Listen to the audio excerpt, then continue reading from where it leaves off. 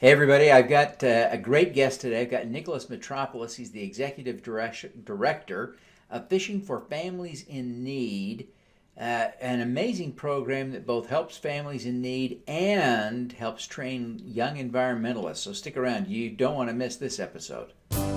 Welcome to the Your Mark on the World show with your champion of social good, Devin D. Thorpe. This episode is made possible via the support of our sponsors, including Johnson & Johnson's Caring Crowd. Nicholas, welcome to the show. Thank you for having me. Well, we're thrilled to have you. Grateful that you would take the time to be with us today. Take a minute and give us a quick overview and an introduction to Fishing for Families in Need. Okay, so the main subject or core of what the organization is that we educate the next generation of environmental stewards. We actually focus on at-risk youth. And originally we started in South Florida, and it's grown to the Caribbean and other locations in the United States as well. But through our responsible angling education program, that is the main program upon which F4F End is founded upon. And we also have another program called the Fishing Tournament Donation Program, where we collect fish. We partner with local fishing tournaments, collect the fish there, and then our volunteers fillet them, and then we donate them to local soup kitchens. Very cool, very cool. So how did this all get started? So originally in 2007, actually no, let me backtrack a little bit. In 2004, our house was destroyed by a hurricane in South Florida, and our family of 8 was moving around for about 2 years, just to different apartments, different complexes, and it was very hectic time. And at the time, this family in Nassau, Bahamas actually hosted us on their farm for a summer. And during that summer, my brother Lucas and I kind of learned a lot about fishing and about marine conservation. And this family also did a lot of community service work in the downtown area of Nassau. That area is called Grantstown, if you don't know. And really, we got to learn about the whole philanthropic impact that we can have on a local community there. And we kind of learned what we took in Nassau and brought it back to the United States. And at the time, I was only about like 10 years old. So my brother, being in high school, he started the organization in 2007, where we partnered with the Florence Fuller Child Development Center. And then I finally got to be involved around the age of 12 when I was a little bit older to volunteer. And then through that time, I've been volunteering forever. And by the age of 15, I took the executive director position. And from then on, now I'm in college, we've grown exponentially. Yeah, and Lucas remains engaged. He remains on the board, right? He's the president of our board. Yeah, fantastic. Well, tell us a little bit more about the activities you engage in today to teach young people about fishing. Mm-hmm.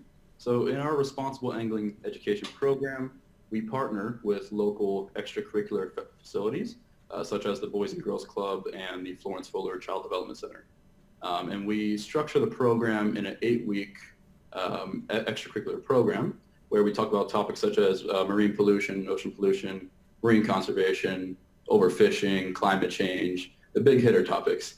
And we really get the kids engaged through the mechanism or the sport of fishing. So the big misconception about the organization is that we just take the kids fishing and that's all we're doing here. But we're educating them through the use of fishing. So just to keep them engaged, we use fishing, but we're actually teaching them about marine conservation, about climate change, how they're actually impacting their local ecosystems. So we also talk about local rules and regulations and how they can't catch certain fish, how many fish they can catch, and just how they can better preserve their local marine environment. We're actually under construction of a new 30-week program, which is an entire school year, and it's for an hour twice a week, each week. And really the kids are going to do more engaging activities, hands-on projects. We're also incorporating a new entrepreneurship feel to it.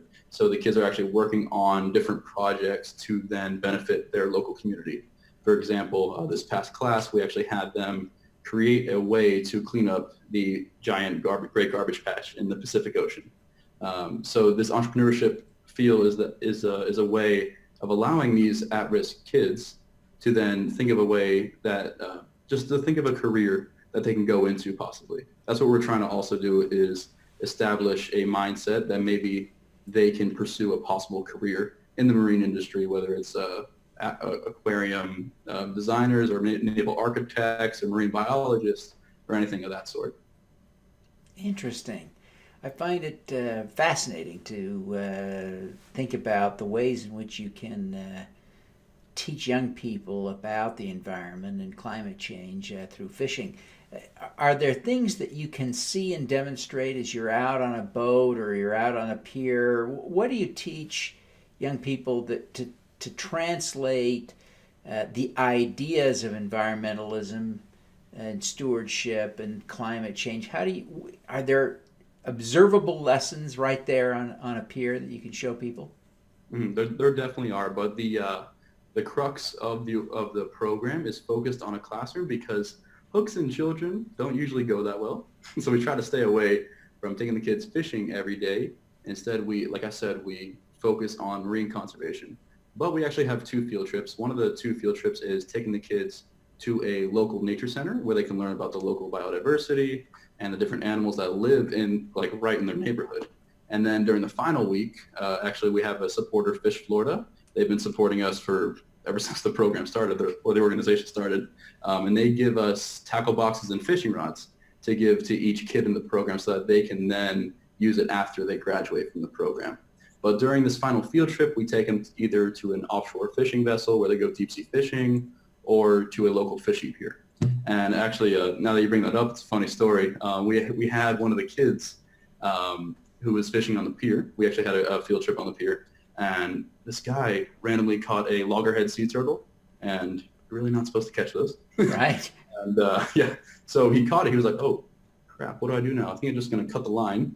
And one of the kids overheard him, and he just started yelling at the guy. And then the rest of the kids joined in, and they were like, you have to get the turtle onto the shore and take the hook out. And he eventually just felt kind of not peer pressured, but pressured by the kids. And he eventually went to the shore and got the hook out himself and released the sea turtle.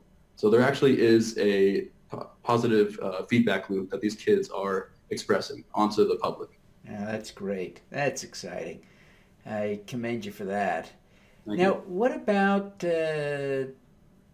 helping families in need? Are you continuing that tradition? Yeah, so like I said, with the Responsible Angling Education Program, it creates a positive feedback loop. So after the kids graduate from the program, they can go and teach their peers, their family, their friends, anyone they know about what they learned. So that way it's a positive feedback loop and it's a sustainable development as well. And some of these kids actually so the organization started about 11 years ago. And some of these kids are actually studying marine biology. One's at FSU. One of them actually just taught the program this summer to the younger kids in the program. So there is an impact. It's a longer impact than usual in these other after-school programs, but there is an impact. It's just longer to see. I see. Oh, that's great. So, Nicholas, what inspired you to get involved with this personally? Obviously, you were young, but what was it? So ever since I was a teenager, I've really been involved in spearfishing, and I grew up in South Florida, so there's a lot of oceanic activity going on there. But really, I've been an avid spear fisherman all my life, and just really, my life has been kind of centered around the ocean. But really, I mean, just seeing the ocean pollution and just the mistreatment of marine ecosystems, even the mangroves, was just disgusting to me, to be honest with you. And I figured out, like through volunteering with the program ever since I was 12 years old, I figured out that the best way to combat this issue is to actually educate our youth instead of trying to tackle it at a older age, because the youth are our future. If we can impact the youth and help them to become environmental stewards, we'll be able to save our local marine habitats. So that's what I saw in the program, and also that it really can be transferable to any location, not just oceans. It can be also in lakes and rivers. So really, it can be anywhere in the United States or even in the world. What is the most important lesson you've learned as you've been working on this program over the last decade? Mm-hmm. So I guess the most important lesson is that, so I'm currently 19 years old. So a constant challenge that I face is the concept of ageism. And so through that, I mean, I've been turned down from a bunch of potential donors or even grant foundations just because of my young age. Even one foundation that interviewed me, the initial reaction was, "Oh, I didn't know you're going to be that young." And so really the one thing I want to portray through this is just to never give up and also to seek advice. I mean, us millennials and adolescents, we think that we know everything, but really we know absolutely nothing. So one of the most important lessons is to seek advice and to never give up at the same time. And also that it's really not about me, it's about the whole community at large, and it's about the environment. I'm just a player in this field. I'm trying to help the issue. Yeah, fantastic. Now, as you have been doing this, you've done some amazing work. What are you most proud of having accomplished? Well, I mean, my most proud achievement, the awards are not really, they're just awards. I mean, you can't really compare that to just the smiles of the kids on their face when they catch their first fish, or that down the road you see that they're actually going into a marine related field. I mean, that's just incredible for me. That's what makes the program worthwhile, is just seeing how the kids are growing throughout this only 8-week program. Like I said, once it becomes 30 weeks, there might be an exponential impact through that, but it's just incredible to see the amount of impact that a small 8-week program could have on these kids growing up and then having a career just because of this little program. Well, that is exciting. Nicholas, what is your superpower? Definitely persistence, to say the least. Like I said, the ageism issue and just constantly bombarding people with emails. No, I'm kidding.